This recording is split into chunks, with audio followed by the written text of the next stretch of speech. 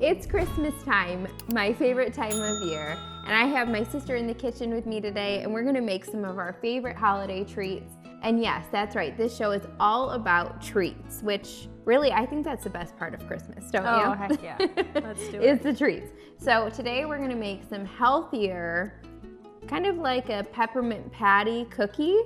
And this was a healthy spin that I created after my true obsession with Girl Scout Thin Mint cookies. So I kind of call these my copycat Thin Mint cookies. If I see a Girl Scout at a grocery store, I'm like, which one's your favorite though? The Somaos. Okay, well, I have that recipe too, so check that out as well. But this one's my personal favorite because I do love chocolate and peppermint. So for this recipe, you'll need 1 cup of almond flour, a 1/3 cup of cocoa powder, a 1/3 cup of sweetener, 1 teaspoon of baking powder, 1/4 teaspoon of salt, 1 egg, 2 tablespoons of applesauce, 3/4 cup chocolate chips, and a 1/2 teaspoon of peppermint extract. So to make these cookies, we're just gonna combine all the ingredients in the bowl for the cookies, and then we're gonna form them into little circle discs, bake them up, and then top them with melted peppermint chocolate combination. So we're gonna start with some almond flour, which do you like almond flour or oat flour better? I like them for different reasons. I agree. I love your banana bread that I always use almond flour with, but I think I use oat flour probably more. Yeah, I do too. I definitely use oat flour more, but I feel like for cookies, almond flour is a lot more moist because it has the natural fat from the almonds.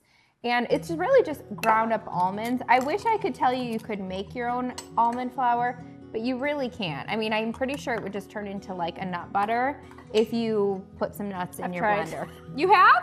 Yeah, it was a mess. How did it turn out? I don't recommend it. Was it like nut butter? Like a peanut butter that just could not blend. Yeah, so I'm pretty sure you have to buy almond flour, although it's in most grocery stores now. It is. I find that it's becoming more popular. Yes. I like that there's more alternatives than just white flour. Yes, I agree. And so I use it a lot in cookies and in baked goods that I want there to be a little bit more moisture, a little bit more of, like if you were to take the butter out of a recipe and add it back in, that's when you'll want to use almond flour or in those types of recipes where really you just need a little bit of healthy fat. So this is coming together. What I like to do, especially when it comes to a cookie dough, is I like to get in there with my hands. You can just start with a spatula and then just kind of start to combine it with your hands until it all comes together into a dough ball. So Emily and I have been together making Christmas cookies really our whole lives, of course, because we're sisters. And some of my best memories is of us making Christmas cookies together. Same. And now we do it with our kids. Yeah. So we always make sure that every single year, usually I throw a kids cookie party and our kids get together and have way too much sugar and way too many sprinkles. Have to go into it not caring. Yes, you have to just know. The mess you just have to know that it's gonna be crazy. It is. But they have so much fun, and so it's so cute because now we get to watch them kind of relive our childhood of making cookies together. Yeah. Mom always went all out though. She did like different colored frostings and all the special sprinkles and everything. So it was sweet. All right, so now we have our ball of dough, and you just want to kind of shape it almost into like a rectangle shape, and that way it's just going to roll out really smooth. And I like to put it between 2 pieces of parchment paper. Do you want to roll it out? Sure.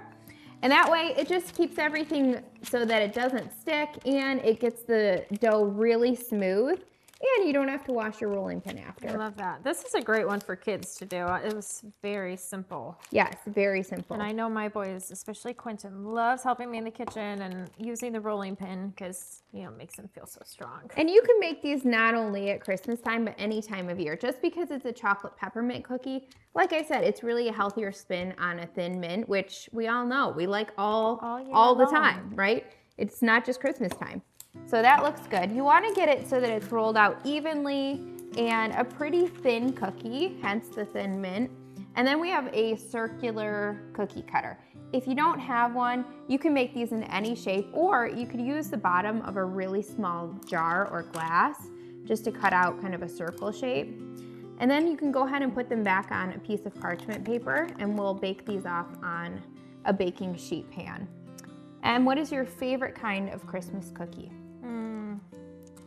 It's a hard one. I know Mom always made those snowball cookies that had like nuts in them. I don't know what they're called. I know. You have that on your website? Yes, I do. I know, those are good. I think anything that brings me back to my childhood. I know, it's true. Know? It's true. It just reminds me of home and Mom and it's true. Traditions. It's true.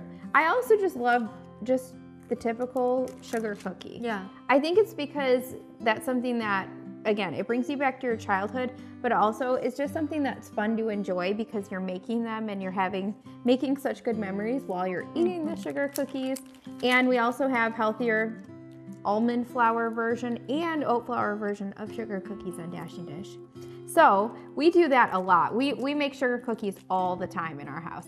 So when you come up with the extra dough at the end, once you've cut out all your circles, just like any other cookie dough, you just want to roll it back out into a ball and go ahead and roll it out, start all over again until all the dough is cut out. And when we're done, we're going to bake these at 300 degrees for 20 to 25 minutes.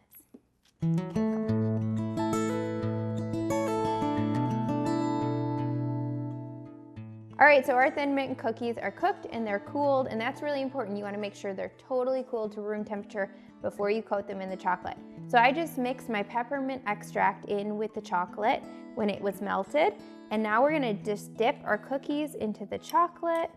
And I like to use a fork for this so that you can just really gently flip them over, pick them up, kind of let that chocolate drain off just a little bit, and then put them on parchment paper. If you have wax paper, that would work as well, but you really want to make sure you have either parchment or wax paper for this, because otherwise the chocolate will just harden and stick to wherever you're putting it. So don't these look so good? And the cookie inside is just the perfect amount of firmness to give you that kind of crunch when you bite into it, and the melted chocolate on the outside is divine. And if you don't like peppermint and chocolate, you just want these to be chocolate, you can just leave the peppermint extract out. So we're gonna get these all coated, and then we're gonna pop them in our fridge for about 10 minutes until the chocolate sets and they're ready to enjoy.